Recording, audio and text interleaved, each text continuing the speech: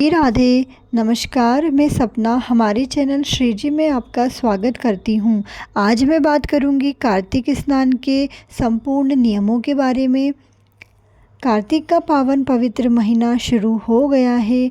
आप सब तो जानते ही हैं कार्तिक मास में स्नान, दान, व्रत आदि का कितना महत्व है कि कार्तिक मास जैसा पुण्य देने वाला और कोई भी अन्य मास नहीं बताया गया है।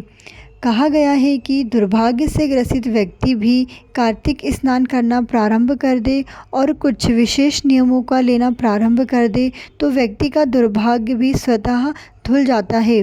तो चलिए कार्तिक स्नान के नियमों के बारे में जानते हैं। सबसे पहला नियम है सुबह ब्रह्म मुहूर्त में उठना फिर स्नान करना। लेकिन उसके पहले आपको एक काम करना अनिवार्य है, वो है घर की सफाई, झाड़ू पोछा आदि, क्योंकि बासी घर में पूजा नहीं की जाती है और नहाने के बाद झाड़ू पोछा करने का कोई महत्व नहीं है। इसलिए आप नहाने से ले घर का झाड़ू पोछा आदि कर ले। नहाने के बाद तुलसी जी के चारों तरफ साफ सफाई अवश्य करें। पानी से धोना आदि आवश्यक कार्य करें।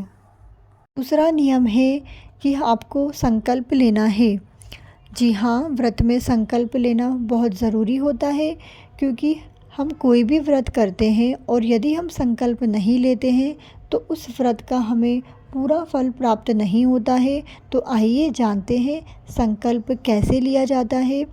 उसके लिए हमको तुलसी माता के सामने आसन बिछाकर बैठना है। हाथ में थोड़े से पुष्प, जल, चावल, कलावा और गोल सुपारी लेना है और साथ में हमें बोलना है। आपको अपना नाम लेना है, अपने गोत्र का नाम बताना है, जहाँ आप रहते हैं वो स्थान का नाम बताना है, तिथि का नाम बताना है, जो वार है वो बोलना है। इसके बाद आपको कहना है कि मैं कार्तिक मास के व्रत का संकल्प लेने जा रही हूँ या जा रहा हूँ। मेरे इस व्रत को आप स्वीकार कीजिएगा और मुझे इस व्रत को करने की शक्ति प्रदान कीजिएगा। और ये सब कुछ कह के आप उस पानी को तुलसी माता के सामने संकल्प लेकर आप उसको छोड़ दीजिएगा। विष्णु पुराण और नारद पुराण में बताया गया है, यदि आपको दुर्भाग्य दूर करना है तो आप नहाने के पानी में 2 चीज़ आवश्यक रूप से मिलाएं। आपको काले तिल और आंवला का उपटन बनाकर नहाने से पहले अपने शरीर पर लगाएं, उसके बाद नहाएं, क्योंकि काले तिल से दोषों का नाश होता है और आंवला से लक्ष्मी की वृद्धि होती है। अगर आपको गरीबी दूर करना है तो यह उपाय ज़रूर कीजिएगा। लेकिन आप एक बात का और ध्यान रखिएगा, सप्तमी, नौमी, द्वितीया, अमावस्या और पूर्णिमा पर आप इस उपटन को नहीं लगाइएगा।